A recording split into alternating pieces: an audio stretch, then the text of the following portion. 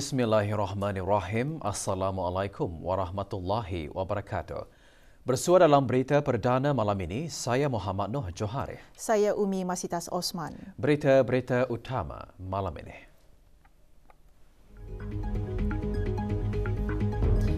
Kebawah Duli Yang Maha Mulia Paduka Seri Baginda Sultan dan Yang di-Pertuan Negara Brunei Darussalam dan Senator The Honourable Menteri Hal Ehwal Luar Australia berbincang mengenai pengukuhan kerjasama dua hala antara negara Brunei Darussalam dan Australia. Kebawah Duli Yang Maha Mulia berkenan menghantar titah perutusan takziah berikutan dengan insiden yang berlaku di Itaewon, Seoul.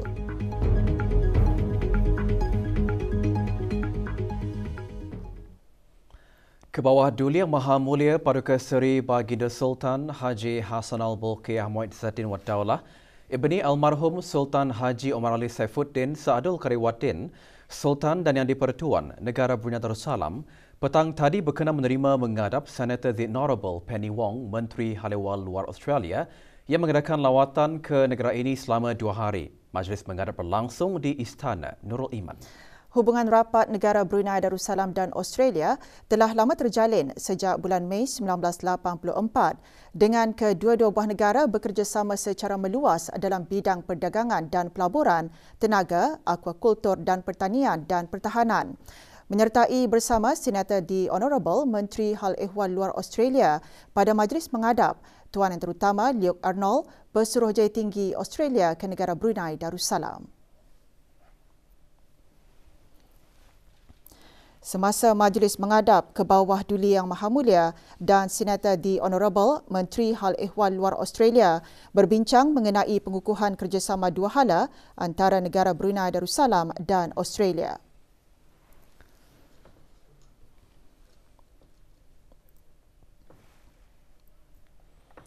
Kebawah Duli Yang Maha Mulia Paduka Seri Baginda Sultan Haji Hassan Al-Bolkiah Muizzaddin Wad Daulah Ibni Almarhum Sultan Haji Omar Ali Saifuddin Saadul Kariwaddin, Sultan dan Yang di-Pertuan Negara Brunei Darussalam telah berkenan menghantar titah perutusan takziah kepada Tuan Yang Terutama Yoon Suk Yeol, Presiden Republik Korea, Kerajaan dan Rakyat Republik Korea berikutan dengan insiden yang menyebabkan kehilangan nyawa dan kecederaan yang berlaku di Itaewon, Seoul baru-baru ini.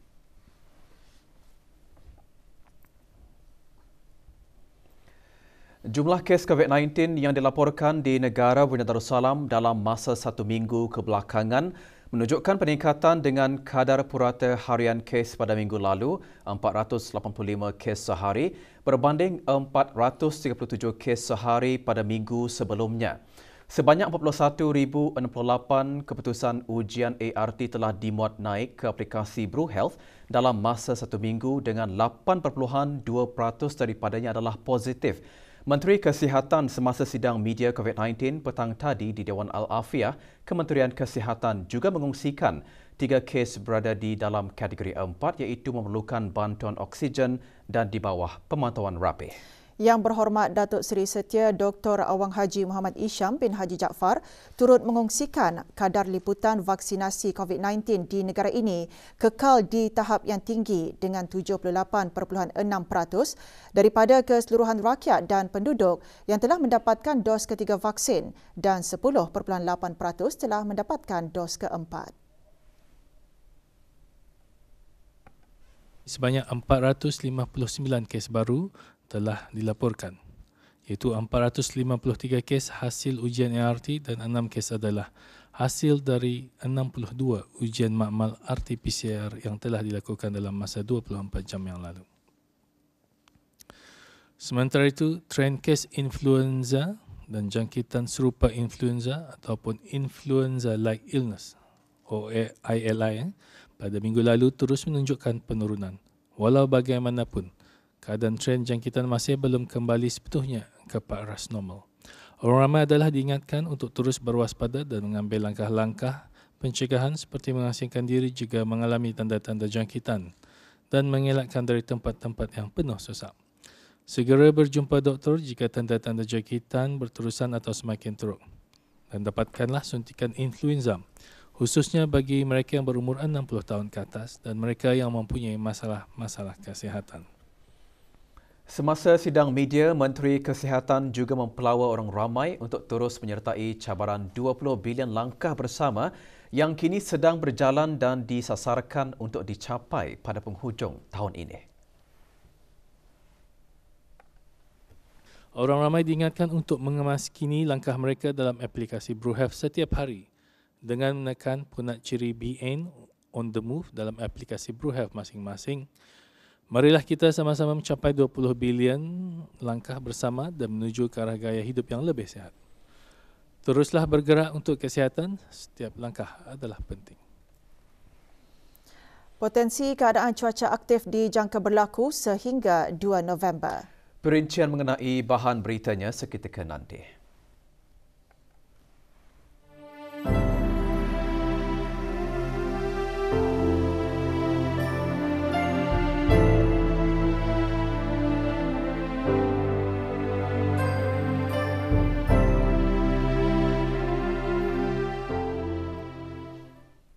Sejak tahun 2015, negara Brunei Darussalam komited untuk memainkan peranan dalam komitmen global untuk meneruskan agenda 2030.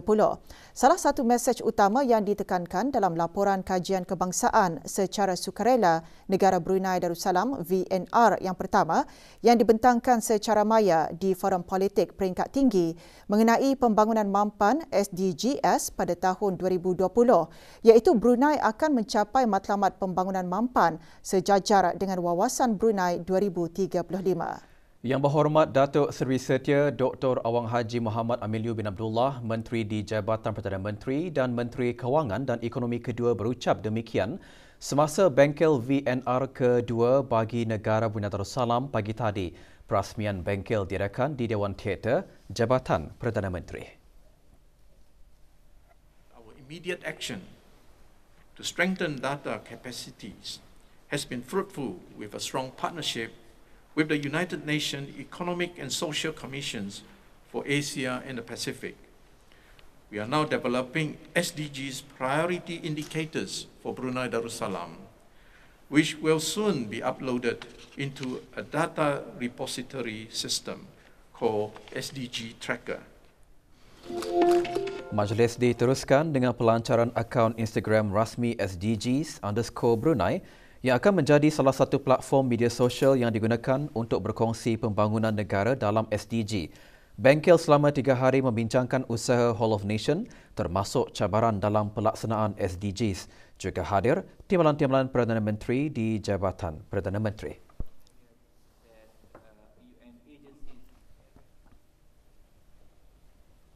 Pameran Program Komuniti Kursus Atelier Fashion dan Design Apparel atau KAFDA merupakan wadah bagi peserta program mempamerkan hasil rekaan di samping menyediakan peluang bisnes matching dan mengenali dengan lebih dekat pengusaha-pengusaha tempatan dalam bidang industri tekstil dan kreatif. Pelancaran pameran berlangsung pagi tadi di sebuah pusat membeli belah di Brakas. Pelancaran pameran dan penyampaian sijil disempurnakan oleh Yang Berhormat Datuk Seri Setia Awang Haji Nazmi bin Haji Muhammad, Menteri Kebudayaan, Belia dan Sukan. Seramai 14 peserta mengikuti kursus yang mampu mencungkil bakat baharu dalam bidang rekaan dan pembuatan pakaian ke arah membangun dan mengembangkan belia dan komuniti tempatan menjadi masyarakat berdikari yang akan membantu mengukuhkan ekonomi tempatan.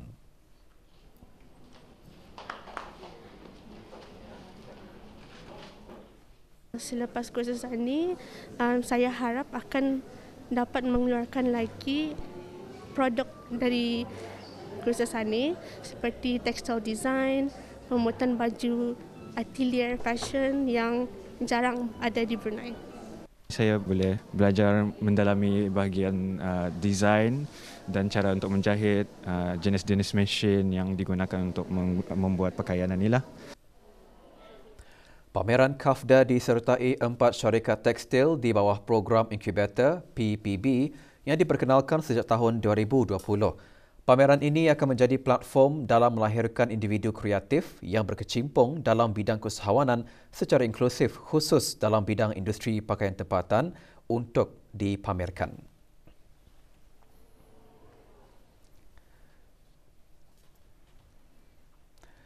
Potensi keadaan cuaca aktif di negara Brunei Darussalam masih dijangka berlaku terutama malam ini sehingga 2 November 2022.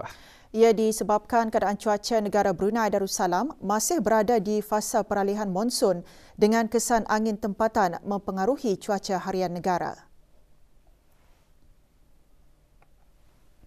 Jabatan Kaji Cuaca Brunei Darussalam BDMB dalam siaran akhbarnya memaklumkan pada pukul 8 pagi tadi, ribut tropika Nalgae dikesan di kawasan Laut Cina Selatan iaitu sekitar 1,400 km dari negara Brunei Darussalam. Ribut tropika Nalgae diramalkan akan bergerak ke arah barat laut menjauhi negara ini. Sehubungan itu, hujan sekali-sekala lebat dan berangin kencang masih dijangka berlaku dengan kelajuan angin boleh meningkat sehingga 60 km sejam semasa atau dekat hujan lebat. Manakala di perairan Brunei, keadaan laut pada amnya berombak bergelora di paras 2 meter ke 3 meter sehingga tamat tempoh amaran perairan peringkat pertama angin kencang dan laut bergelora iaitu pada 3 November 2022. Orang ramai termasuk pemandu di jalan raya dan pelaut dinasihatkan supaya mengambil langkah sewajarnya demi keselamatan semua semasa keadaan cuaca aktif. Strategi-strategi dalam memastikan taraf pendidikan dan kaedah pembelajaran berkualiti yang standing dengan negara lain antara matlamat lawatan kerja para peserta program perkembangan eksekutif EDP bagi dasar awam dan pengurusan bagi pegawai-pegawai kanan siri 17 tahun 2022 Institut Pengajian Pertahanan dan Strategik Sultan Haji Hassan Al-Bolkiah Kementerian Pertahanan ke Kementerian Pendidikan pagi tadi. Lawatan disertai oleh 35 orang pegawai terdiri daripada Pegawai Kanan Angkatan Bersenjata di Raja Brunei ABDB, Pasukan Polis di Raja Brunei, Jabatan Perdana Menteri, Kementerian Pertahanan dan Kementerian Pendidikan termasuk 3 Pegawai Kanan Tentera dari Republik Indonesia, Kesultanan Oman dan Republik Singapura. Semasa lawatan, mereka juga mengikuti sesi taklimat yang berlangsung di IBTE Kampus Sultan Safur Rijal. Melalui lawatan kerja ini, para peserta juga mengetahui lebih lanjut mengenai visi dan misi, dasar-dasar dan pelan-pelan tindakan Kementerian Pendidikan ke arah mencapai wawasan Brunei 2035.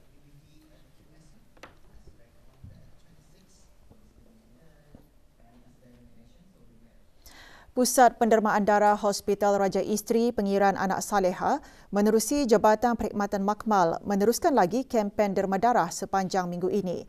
Pagi tadi, kempen derma darah diadakan di College Cosmopolitan. Kempen merupakan kali kedua diadakan di kolej berkenaan yang antara lain bertujuan untuk membantu meningkatkan tabung simpanan darah hospital berkenaan di samping memberikan kesedaran kepada orang awam akan manfaat menderma darah terhadap kesihatan sekaligus membantu para pesakit yang memerlukan.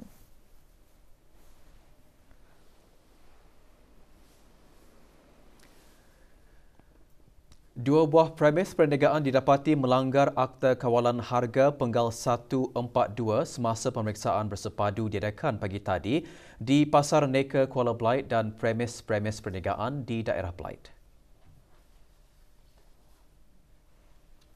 Semasa pemeriksaan oleh Jabatan Perancangan Ekonomi dan Statistik JPES, melalui Jabatan Hal Ehwal Pengguna bersama Unit Sukatan dan Timbangan SDT, Bahagian Industri dan Ekosistem Perniagaan di bawah Kementerian Kewangan dan Ekonomi, Farusdin Sendirian Berhad dikenakan 2 kompaun masing-masing berjumlah RM500 atas kesalahan menjual melebihi harga maksimum yang ditetapkan bagi beberapa produk minyak masak dan kesalahan tidak memaparkan tanda harga dengan jelas.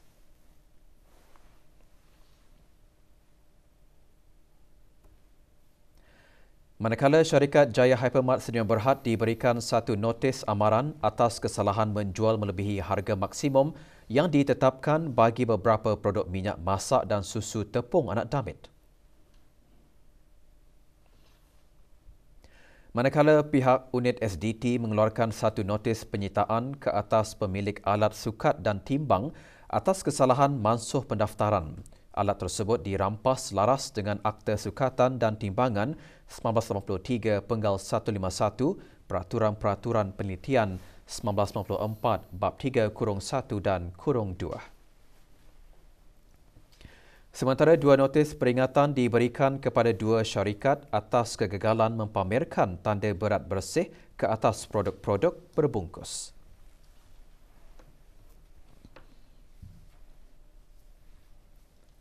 Pengumuman Keputusan HIKAS 2022, pengambilan pusingan kedua untuk Institusi Pengajian Tinggi Awam IPTA iaitu Universiti Brunei Darussalam UBD, Universiti Islam Sultan Sharif Ali Unisa dan Politeknik Brunei PB tahun akademik 2022-2023 akan dikeluarkan pada hari Selasa 1 November 2022 selepas pukul 8.30 pagi. Bagi pemohon yang tidak berjaya tetapi memenuhi syarat kemasukan yang ditetapkan oleh IPTA dan berhasrat untuk membuat rayuan, diberikan tempoh 3 hari waktu bekerja untuk menghadapkan rayuan bermula hari Rabu 2 November. Hari terakhir untuk menghadapkan surat rayuan dan dokumen berkenaan pada hari Sabtu 5 November sebelum pukul 4 petang dan pemohon disarankan untuk memohon program yang berlainan daripada yang pernah dipohonkan pada Ogos atau September 2022.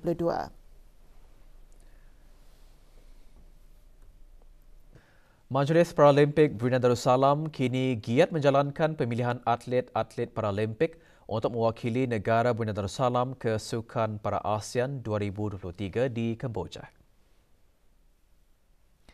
Menurut Awang Haji Ali Yusri bin Abdul Ghafur, Timbalan Presiden Majlis Paralimpik Brunei Darussalam, kategori sukan untuk pemilihan para atlet Paralimpik antaranya badminton, larian dan acara renang.